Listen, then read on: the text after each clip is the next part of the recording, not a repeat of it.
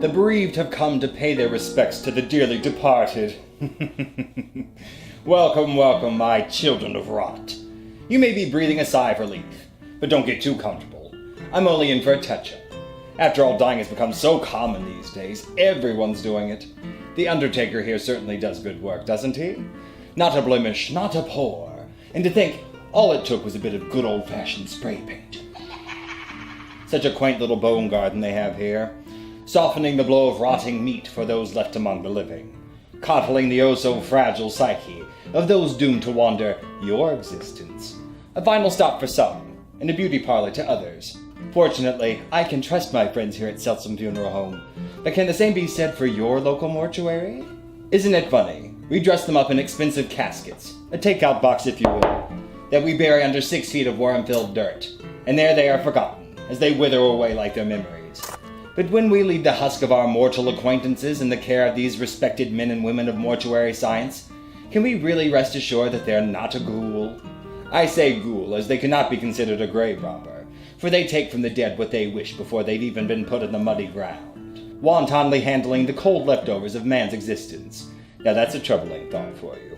Tonight we will autopsy some rather grim examples of what our mortician friends have done, while tasked with the great responsibility of safeguarding your deceased, your loved ones, in my tales of midnight.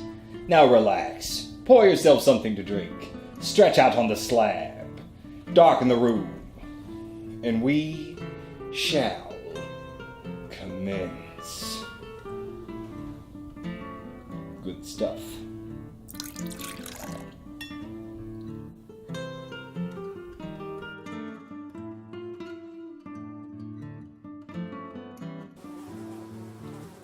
State and city officials of Jacksonville, Florida were peppered with buzzing flies as they finally opened the doors to Lewis Howell's Morning Glory Funeral Chapel. What they found was a gruesome testament to man's greed. Howell had pocketed the money paid to him by the state for his services while doing nothing with those bodies of the destitute left at his chapel. After all, he was the lowest bidder for the job. How could any state-run operation refuse? The Florida Board of Funeral Directors refused to accept blame, claiming their inspectors to be ever vigilant, but somehow Howell managed to slip through the cracks. Peculiar indeed. Was Howell a rare exception? Or is that something we tell ourselves to help us sleep at night? There were 44 bodies in all. 2 were left to rot inside the rusted company hearse, melting away in the balmy Florida heat. They were stacked in closets, one of which had been there for over 10 years. Another cadaver was even left shamelessly in a hallway for all to see. 26 more trash bags full of cremated remains were also discovered. Who they were remains a mystery. Follow-up investigations led to 3 coffins being exhumed from Hillside Cemetery, a pauper's graveyard.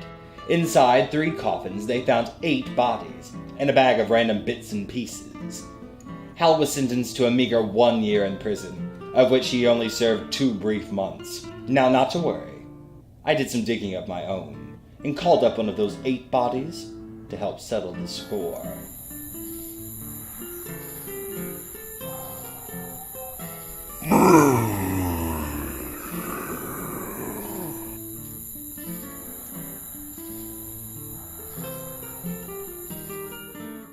As that old song goes, the worms crawl in and the worms crawl out.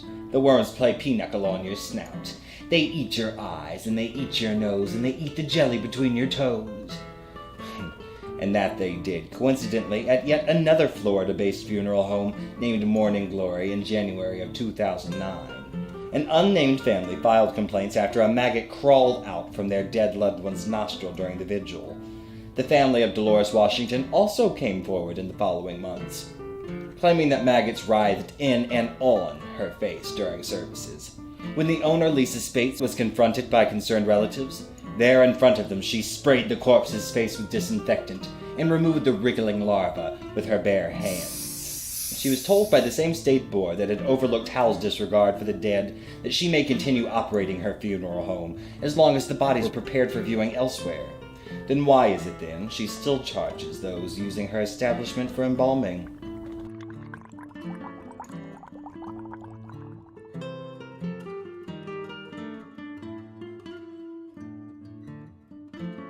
To prolong the useless existence of the mortal, we often harvest organs and tissues from the recently deceased.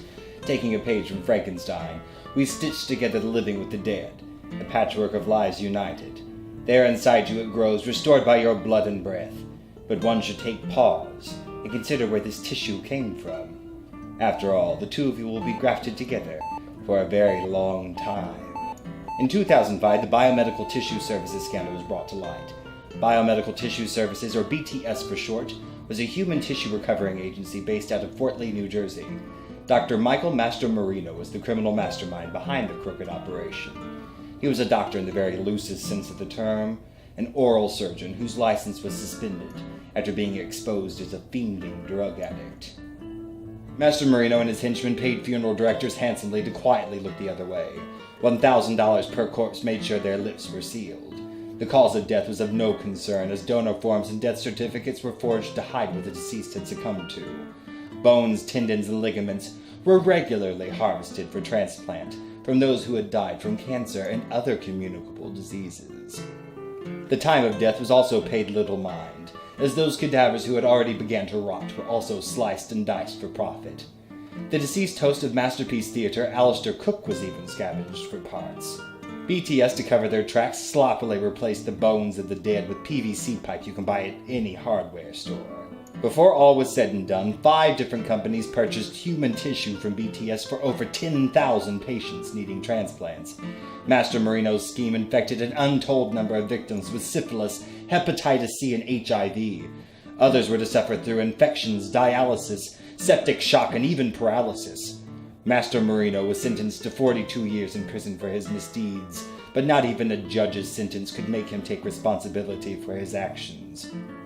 Mastromarino, a revolting, sobbing waste of a man, was interviewed for a 2010 documentary about him titled Body Snatcher of New York. During this, he claimed to be a good man and concerned with his family's well-being. Pathetic. While in prison, Mastromarino died, ironically, of bone cancer. You might say karma's a bitch, but she's okay by me. On occasion, body parts go missing without any reason at all. No schemes, no profits, no culprits caught. An 83-year-old grocery store owner named Anthony Parisi died of natural causes in Mount Vernon, New York, July of 1986. When the body was being moved for burial, it was discovered his head was missing. Though valiant efforts were made by local police, the head and the thief were never found. But I digress. The Sunset Mesa Funeral Home, located in Montrose, Colorado, was raided by the FBI just this year. They ran a dual business in which they sold donated bodies for medical research. This doesn't necessarily raise any eyebrows. Not yet, at least. When the ashes of the deceased from the Sunset Mesa Funeral Home were analyzed, they were discovered not to be human at all, but cement mix. The same cement mix the FBI found countless bags of during their raid.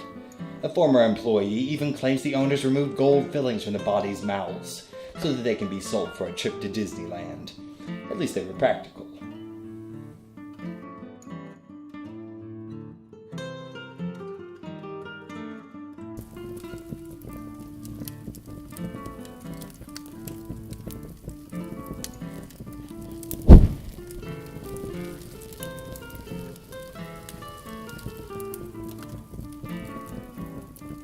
It was late one evening in 1988 when a concerned civilian dialed 911 after spotting a thick black smoke rolling from Oscar Ceramics in Hesperia, California.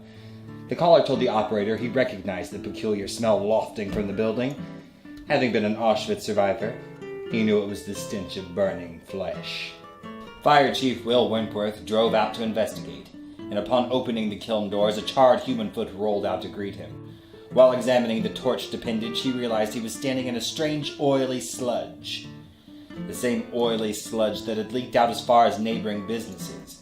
This putrid puddle was none other than liquefied human fat, thus launching an investigation, which began with the owner of Oscar Ceramics, David Sconce.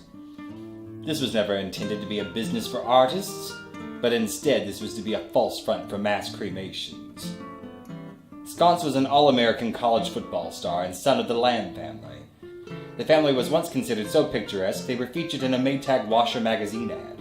For years they owned and operated Lamb Family Funeral Home in Pasadena. Sconce lacked the human compassion needed to handle funeral services and was instead tasked with the family's crematory and organ donation business. Cremation at the time was becoming much more popular, and Oscar decided to cash in on its potential. Knowing families were much too distraught to bother with the grisly details, Oscar cleverly tweaked the cremation authorization forms. To remove tissues, to remove pacemakers was added. It is fairly common knowledge pacemakers explode when exposed to the high temperatures at the crematorium. Of course they needed to be removed. The oh-so-subtle to remove tissues granted Oscar carte blanche with the deceased, harvesting their eyes and collecting gold fillings in a jar till they could be pawned off to a jeweler. Your mother's elegant brooch or the necklace strung around your neck may be from the mouth of a dead man. Of course, the truly grisly detail is that to meet demand for cremations and to make as much profit as possible, David and his cronies would stuff as many bodies as they could inside the ovens together. They even made a game of it, seeing who could fit the most inside to torch. A metal trash can was kept close by, acting as a mass grave for commingled ashes. They would simply scoop up a portion of the mix to be bagged for the deceased's relatives. In 1986, the Lamb family crematorium went up in smoke. The 2 furnaces, meant to contain only 2 bodies at a time, were crammed full with 38, starting the fire. Somehow avoiding legal trouble and public scandal at the time, David and a friend who owned several adult bookstores opened Oscar's Ceramics. After the 911 call and the discovery by Chief Wentworth, the putrid business schemes of David Sconce were brought to light. A messy investigation unfolded, not knowing where to begin. Several competing morticians came forward, claiming to have been threatened by David's college football pals, not only with bodily harm, but with murder. For his crimes, David only received 5 years in prison. As for the rest of the Lamb family, it was too late. After public scrutiny, their reputation was beyond tarnished. The funeral home closed. It looms there today, a grim reminder of the past.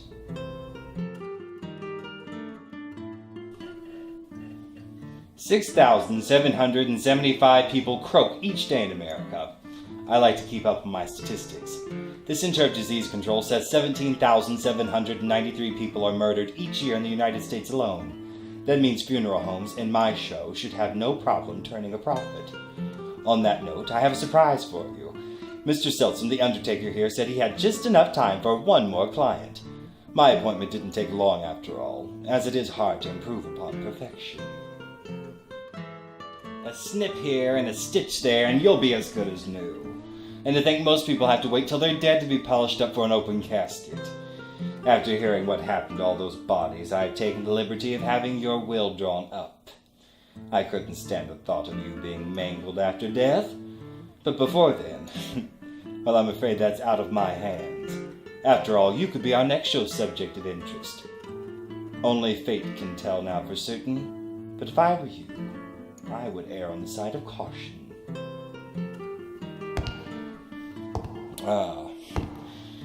Here's Mr. Seltzer now.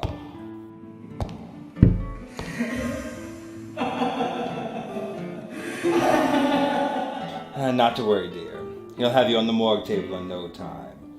But until then, remember me as you scroll by. If you liked our show, then please subscribe. As we are now, so you must be. Prepare for death and follow me.